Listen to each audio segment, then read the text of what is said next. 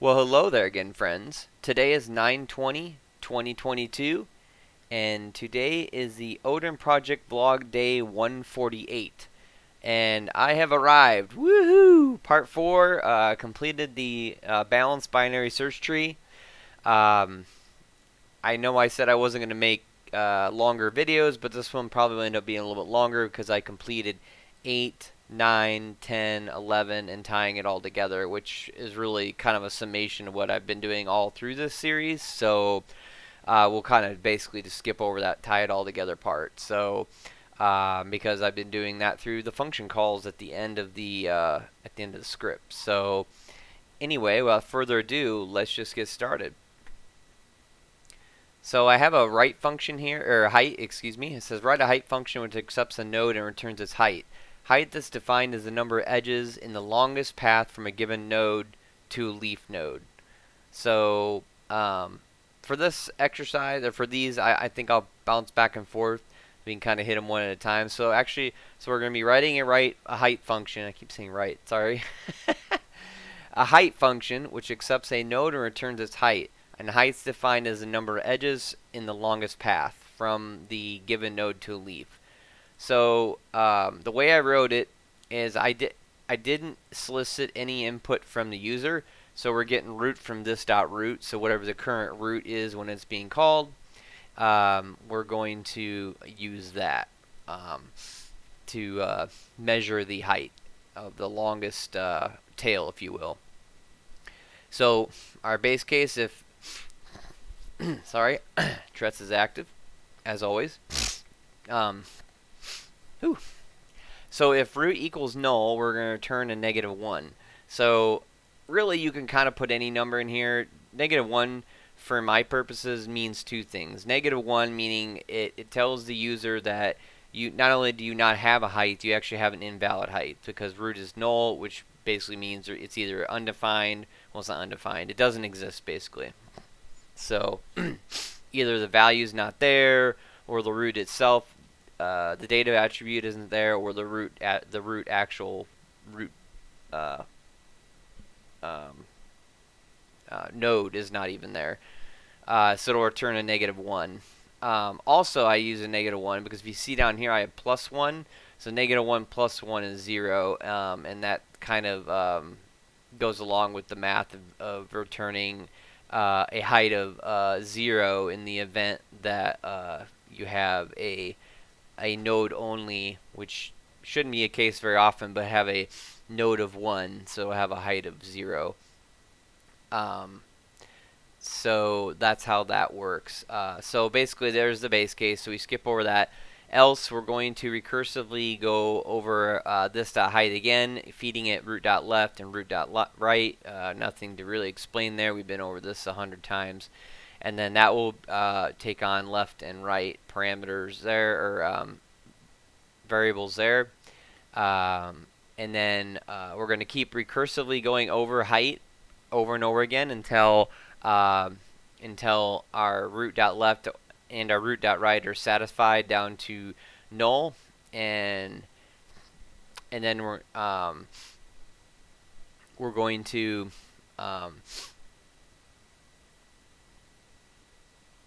return mat. Sorry, I was just thinking through that.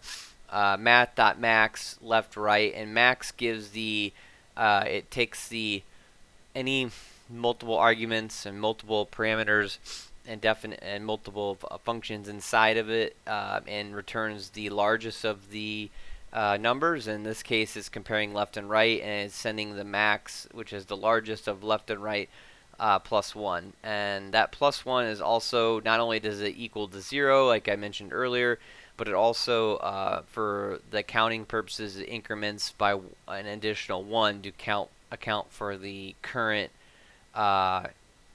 iterable that you're on. So, or not iterable, the current recursion that you're on. So the recursion item that you're currently on, the root that your data that you're currently on, is not counted unless you add that 1 in there. And so that's how height works.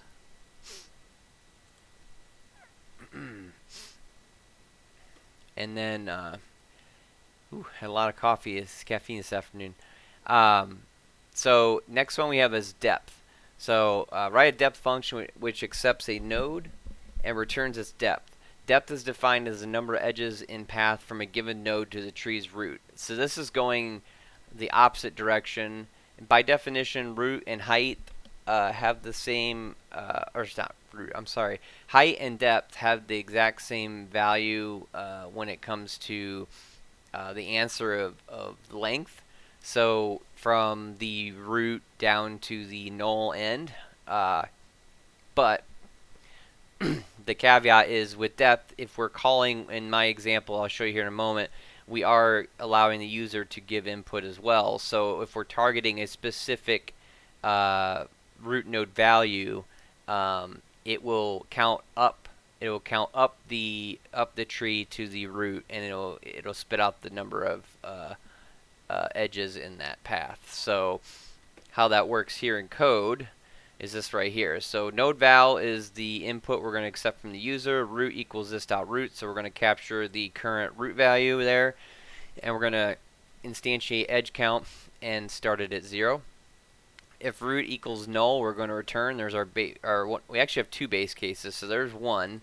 Our second base case here is so if root is null, like we mentioned earlier, if root doesn't exist, basically, we're going to return out. Otherwise, if root.data equals node value, meaning the current root's data attribute property in this example, I always want to say attribute, but the data property value equals the node value that the user provided, we're going to return the edge count. So that means we're going to gracefully exit the recursion, and we're going to provide the edge count. And the edge count here equals 0 is just the incoming depth when you first call the method.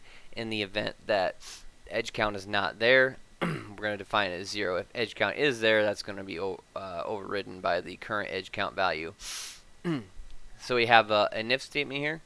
So if root.data, so our current root evaluated data is less than our node value. So basically, if node value that the user gave is larger than the root.data, we're going to return and do recursion here, and basically send the info right back into itself recursively, except we're going to increment edge count plus 1.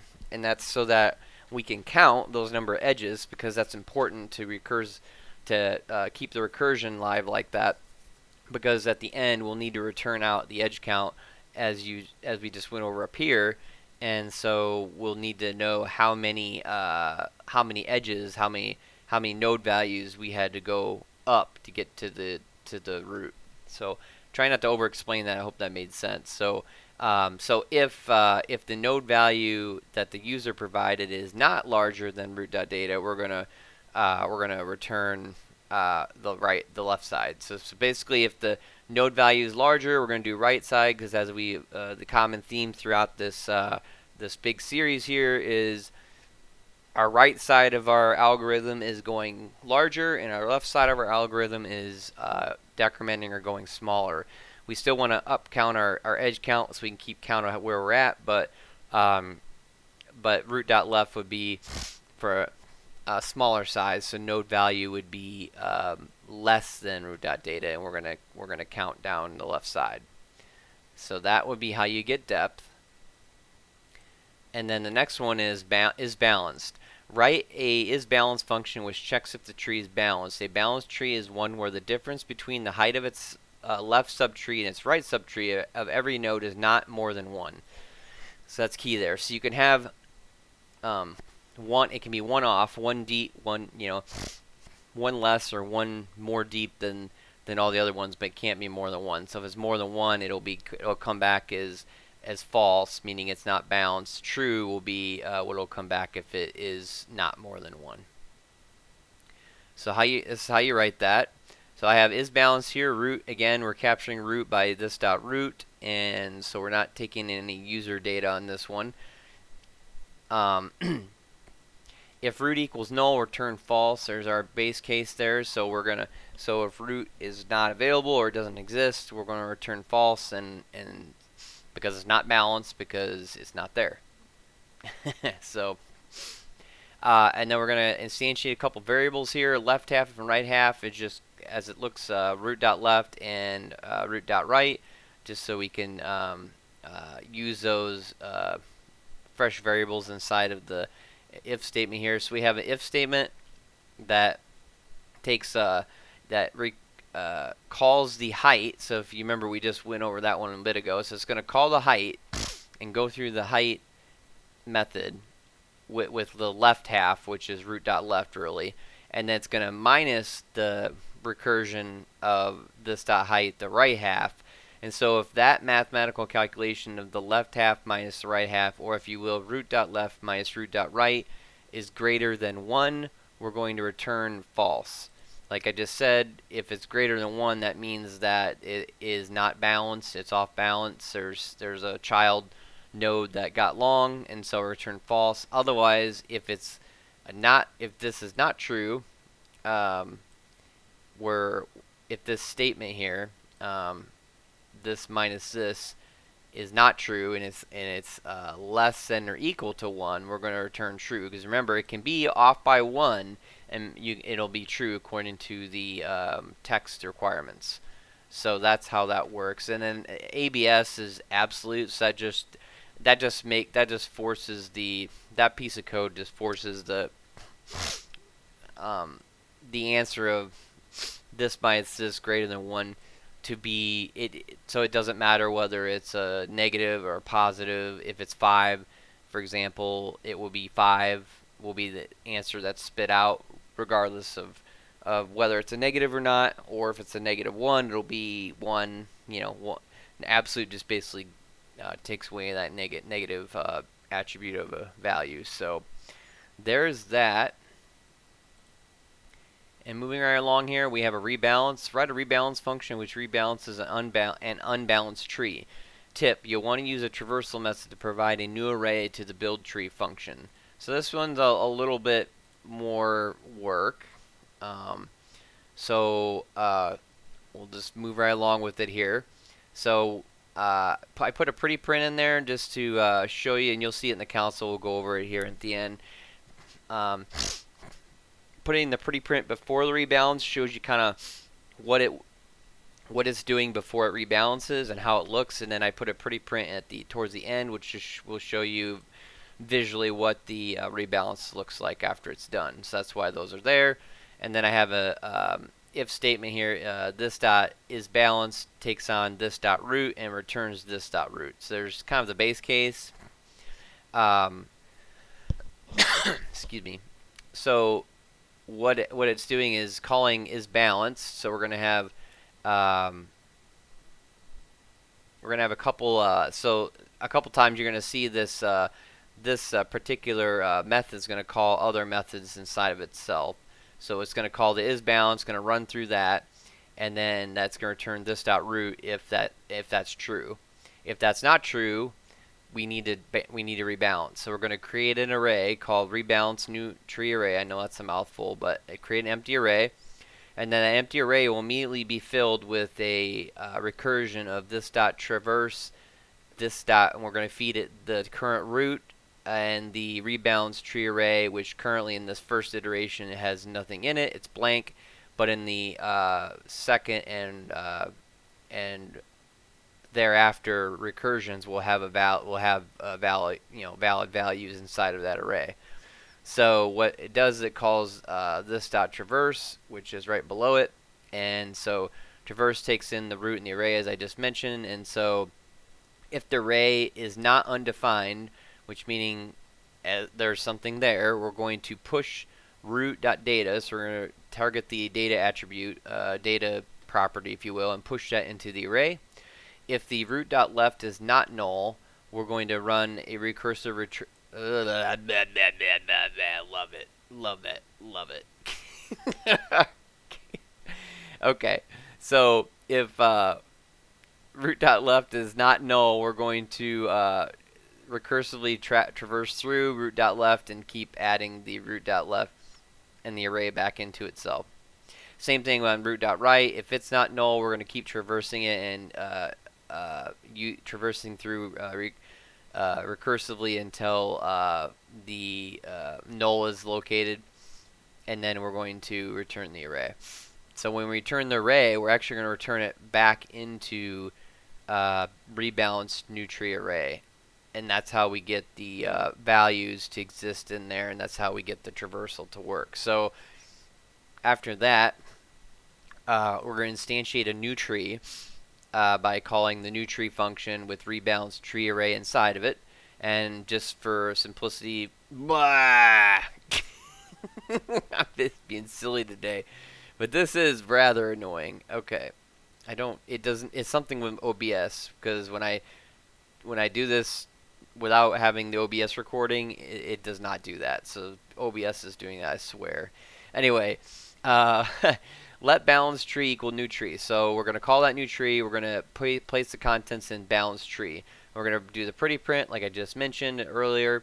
And we're going to console.log for diagnostic purposes. Is the tree now balanced?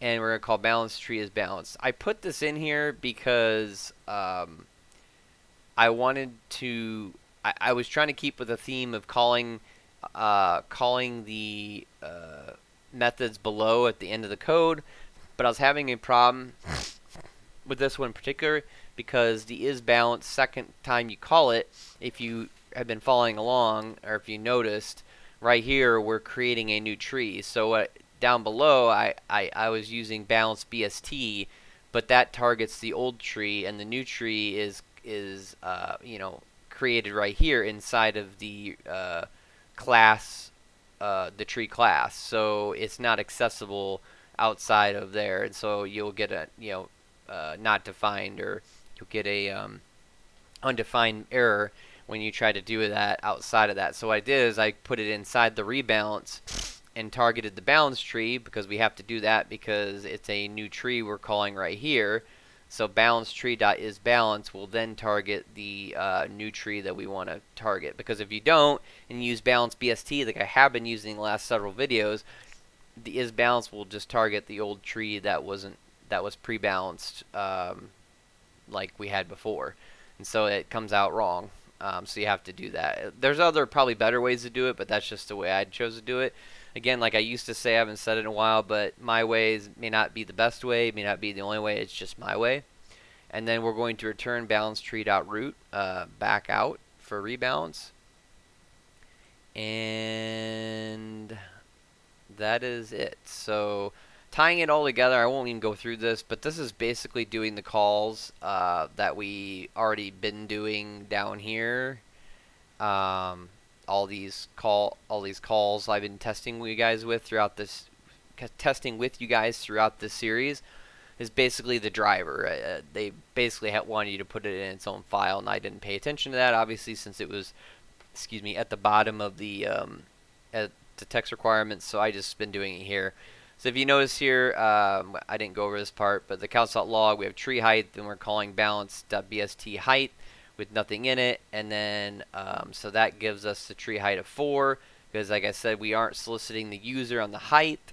So the tree depth is 4, as you can see here. Actually, we'll go up to this one here.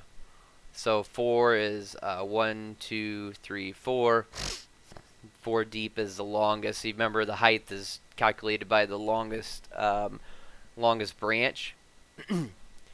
And the tree depth, this did take the input, if you remember, so I gave it an input of 7. So we're starting at node 7, and we're getting an answer solution of tree depth of 2. And if you remember, that's because we're, instead of crawling down the tree as height did, depth, we're crawling up. So we have 1 on 6 and 2 on 4 for a answer of a depth of 2. So that's how that works. And then I have the is the tree balanced. So that's right here. This line 269 is the tree balanced, and it's calling balance BST as balanced. Like I said before, this is calling the pre-balanced version of it, so it's coming back false because, and I'm spitting out, here's the pretty print to show you what it looks like before. So we have 4, 2, 1, 6, 5, 7, 8, and I added a 9. If you see it there, I added a 9 in here on an insert that we didn't have before, just to force it to be unbalanced, because it was, without the 9 in there, it's actually imbalanced, so you would never get a false statement. So this is a false statement. It's out of balance. 8 and 9 is too far. It's greater than 1. So we're creating an imbalance. And then I did this is the pretty print for the balance. This is after the balance happens. As you can see, not only did it balance it, it also ran it through the algorithm again, changed the values. So now your midpoint on the split is 5 instead of 4, and it goes through the algorithm that we went through before that I won't cover again. That was in part 1. But if you need a refresher, go back and watch my part 1 to go over the tree structure. A couple things to note, and then I'll close this video out.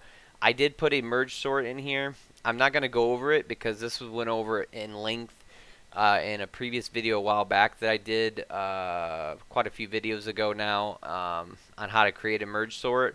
So if you need a refresher on that, just go to my page and search for merge sort, or just do merge or sort with those keywords. Excuse me. And you'll get the video to watch. So that's the merge sort. And then I have a function here called duplicate, remove duplicates. And all this does is does a new set. And why it does that is because up here I wanted to note for you is I have I inputted in the tree structure, the tree class constructor here. I put it this line of code in here. So this,